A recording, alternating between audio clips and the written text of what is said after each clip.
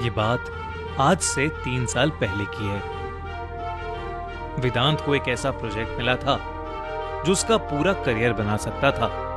इस वजह से वो कई हफ्तों से ऑफिस में देर रात तक काम करता आ रहा था।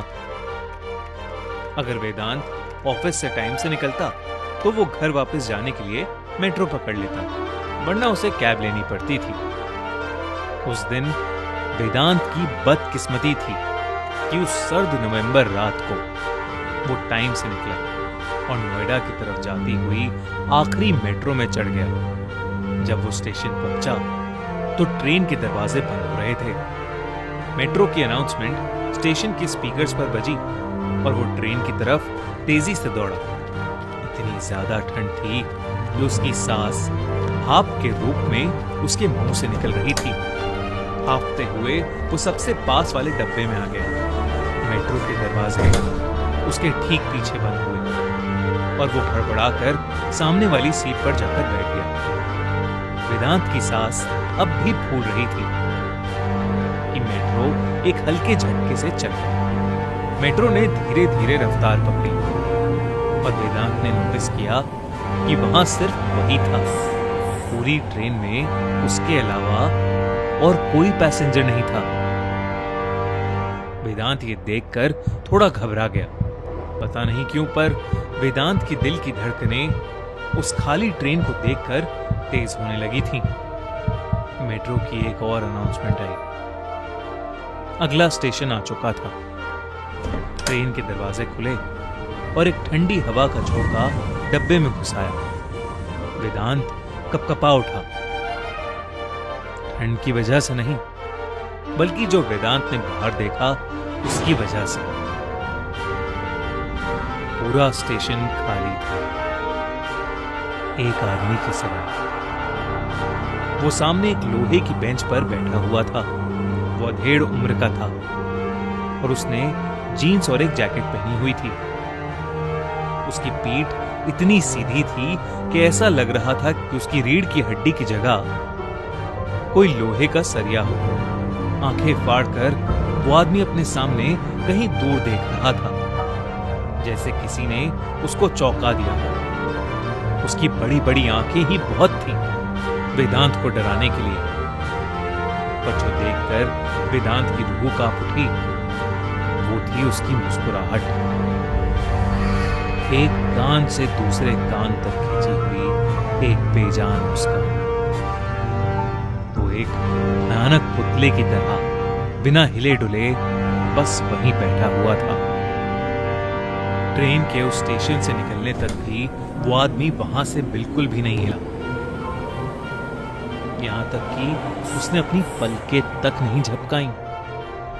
वेदांत की सांस में सांस आई और वेदांत ने अपना सर हिलाया और खुद पर हंसने लगा। उसने सोचा कि ये कोई डरने की बात नहीं थी, कोई शायद शराब पी के बैठा हुआ होगा। वेदांत ये सोच ही रहा था कि मेट्रो का अगला स्टेशन आ गया। स्पीकर से अनाउंसमेंट आई और स्टेशन की लाइटें दिखने लगी।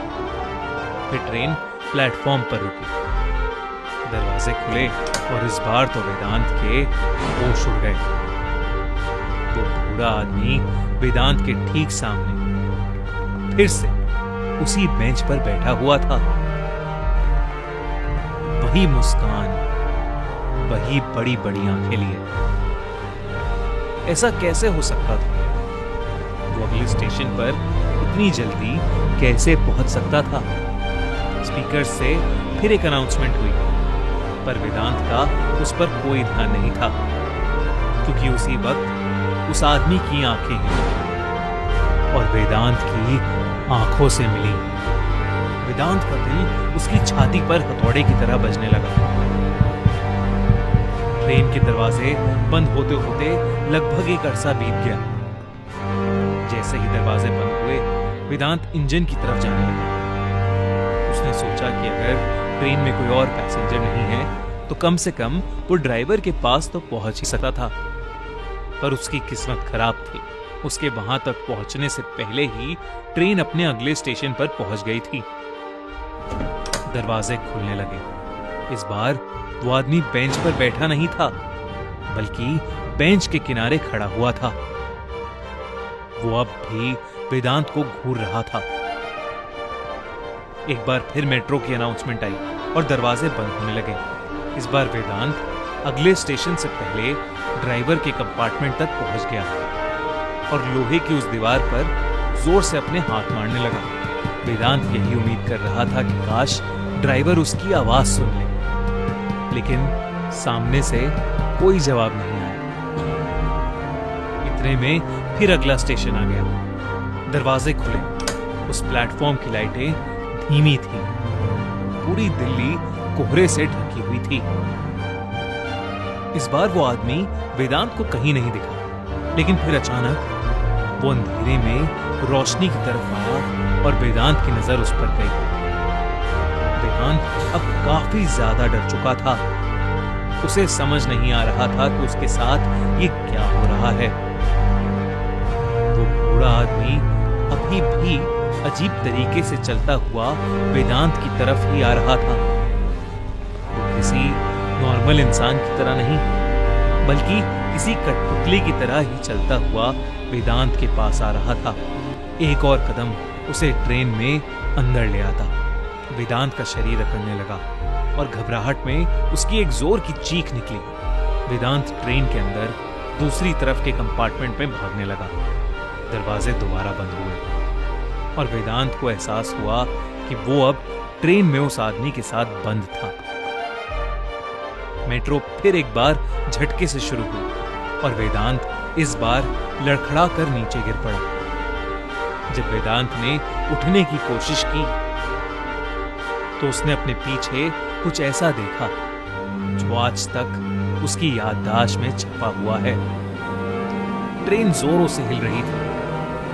वो आदमी वेदांत की तरफ अजीबोगरीब तरीके से चलते हुए आ रहा था और जहां वेदांत गिरा था उस कंपार्टमेंट की सारी लाइट्स फ्लिकर कर रही थी। वेदांत को ऐसा लगने लगा कि उसके साथ कुछ बहुत बुरा होने वाला है।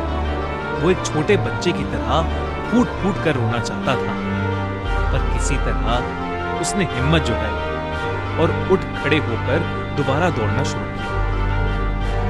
वो ये सोच रहा था कि अगर वो ट्रेन के एंड तक पहुंचा तो फिर उसके आगे क्या वो डरावना आदमी उसे पकड़ लेगा और फिर क्या वो उसे मार डालेगा।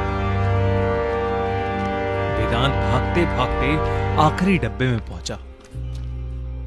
उसने अपने साइड में देखा कि अगला स्टेशन भी आ चुका था।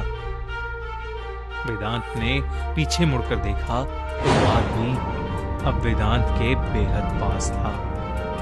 उस डब्बे की भी लाइट्स जल बुझ करना शुरू हो गईं।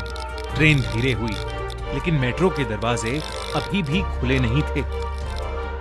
वो आदमी अब वेदांत के चेहरे के पास आ गया था। वेदांत ने ट्रेन के शीशे को पीटना शुरू कर दिया। उस आदमी ने वेदांत का चेहरा पकड़ लिया और एक बार फिर से वो भयानक मुस्कान उसके चेहरे पर वापस आ गई। ये सब अपने साथ होता देख वेदांत सुन्न पड़ गया। लेकिन तभी ट्रेन के दरवाजे खुलने शुरू हो गए। थोड़ी सी जगह मिलते ही वेदांत ने अपने आप को बाहर खींचा और सीढ़ियों की तरफ भागने लगा। उसने मुड़कर अपने पीछे भी नहीं देखा, बस भागता रहा। झाड़ू लगा रहे मेट्रो के एक कर्मचारी और 2 पुलिस वालों के लिए भी नहीं रुका। तभी रुका जब बाहर धुंध से लिपटी हुई सड़क पर आ पहुंचा। जब उसके फेफड़ों में सांस आई तो वेदांत ने आखिरी बार ऊपर मेट्रो स्टेशन की तरफ देखा।